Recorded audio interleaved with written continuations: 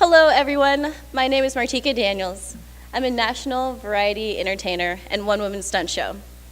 I travel all across the country, coast to coast, performing in front of hundreds of people. Yes, as a one-woman stunt show, I swallow swords, walk on machetes, and sometimes even eat glass. Yeah, I can tell by some of the looks on your face you don't believe that. So I've come here today to talk to you all about one of the most common mental disorders here in the USA. I know you're probably thinking, what does a variety entertainer know about mental disorders? Well, we'll get to my story here in just a moment. What I'm going to talk about is anxiety. Yes, it's something a lot of entertainers know a lot about, and even everyday folks like you guys know about anxiety.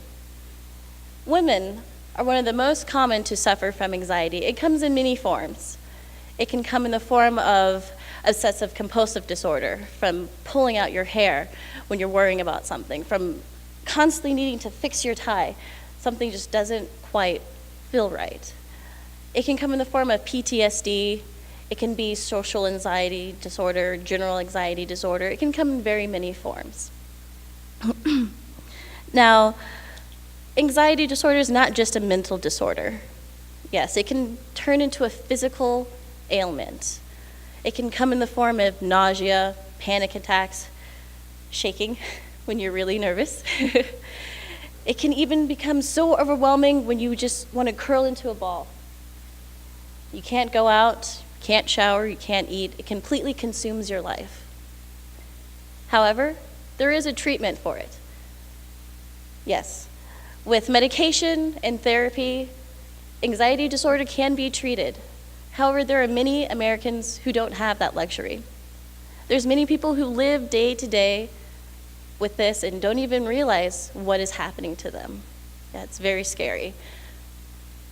Coming back to me a little bit and why I'm here today. I suffered with it for many years. I did not know what was going on in my head and why I was feeling so sick every single day. Now, as I said, I'm a national variety entertainer, and I didn't start off practicing stunts, sideshow stunts, or circus acts thinking that I'm gonna wake up next day and I'm gonna be a full-time variety entertainer, and that's what I'm gonna do for a living. No, not at all. In fact, when I first started learning stunts, like glass walking, or the stunt you'll see here shortly, I was in a very dark place. In fact, I was suffering from anxiety and depression. I had lost my job, I couldn't pay rent, I couldn't put food on the table.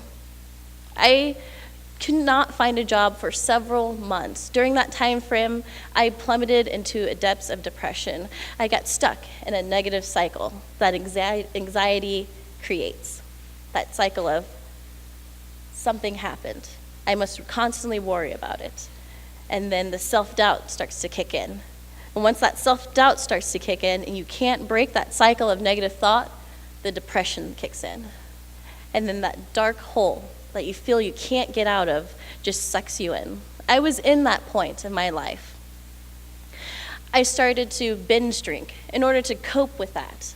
I thought that drinking, oh, if I could just have this drink, I'm gonna feel better again. If I could have 2 more drinks, then I'm not gonna worry about my problems anymore. And that last drink, well, I'm not gonna remember anything. But that's not the proper way to cope with this sort of thing. What took me out of that dark spot, the light that I found at the end of the tunnel, was the sideshow arts and circus arts. I just happened to be at an event where I saw this beautiful hula hooper dancing. She just had this big smile on her face, not a care in the world, and I just wanted to be just like her. I wanted to be able to smile again. I wanted to be able to find a point in my life where I could feel okay again. So what did I do? I walked up to her. Hi, what's your name? And from there, my life completely changed. At that point, I met a Kansas City-based hula hooper named Luna Breeze, and she taught me one of my first hula hoop tricks, knee hooping. Now from there, I just became obsessed with it. I wanted to continue learning about it. So I asked her, how could I learn more about hula hooping?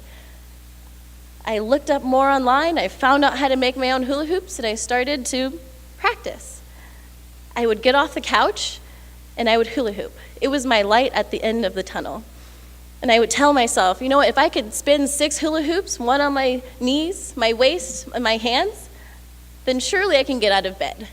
If I can do that, then who knows what I could do next. The next thing I learned was glass walking, yeah. Then I kept telling myself, you know what, if I can glass walk, then I can go take a shower. And if I can shower, then I could surely go out and get a job. And that's how you do it. That's how you stop those cycles of negative thought. You have to be able to stop that thought to be able to change your focus to move on to a better path. And using stunts, as crazy as it seems, like glass walking and fire eating, it helped me be able to find that point of positivity. Now, don't worry, I'm not telling you all to go home and learn how to eat fire or learn how to walk on glass. I'm not saying this is going to cure your anxiety or your depression. As I said earlier, with proper treatment, with medicine and therapy, as well as having that light at the end of the tunnel will help you break free from this. Find something, it could be anything. Maybe it's writing poetry. Maybe it's ballet. Maybe it's going on a walk. It could even be as simple as an act of kindness, whatever you feel that brings you out of your depth and to a point of light to be able to change your life.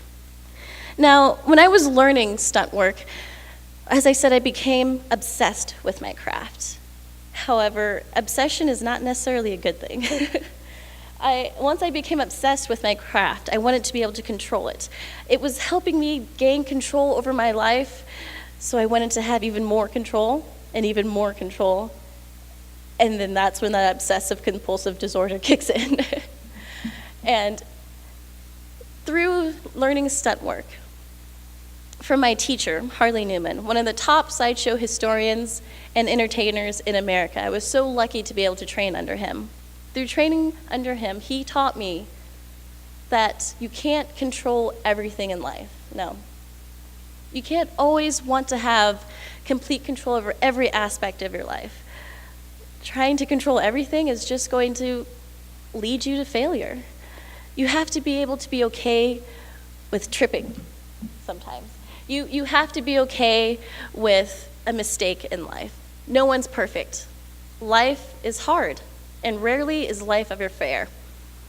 However, don't forget to be happy with the pursuit of happiness, meaning the path to that light is going to be overshadowed with darkness and tough times. But that doesn't mean you can't learn from those dark times. I would not be here in front of you all talking to you all if I did not go through that time. If I didn't lose my job, if I didn't go through that depression, if I didn't go through binge drinking and self-harm, I would not be here to talk to you all. And when I learned that I can't control every aspect of myself, when I went to Harley Newman, I wanted to learn the stunt that you're about to see here because I thought if I could have complete control of my life, if I could have control over my death, if I could be truly death-defying, that I would feel comfortable again, that I would feel complete with myself. But no. What I actually learned was the pursuit to happiness. Now, the piece to take away from this today is that to remember when you're in the dark moment of your life, to think of this time here as a key to help you find that lock, as that key to open the door at that light, for that light at the end of your tunnel. To see today as sort of a shortcut. When you see yourself spiraling out, when those negative thoughts don't stop and you feel like you can't stop them, think back to this moment in time. Think back to, where's my light? Well, where can I find my light? Maybe that light is a role model. Maybe that light is a book. Maybe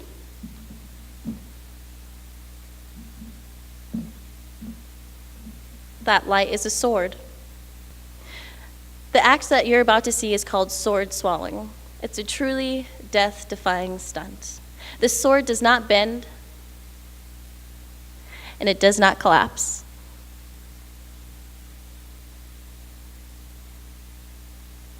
I ask that you hold all applause towards the end. Thank you all for having me out here today.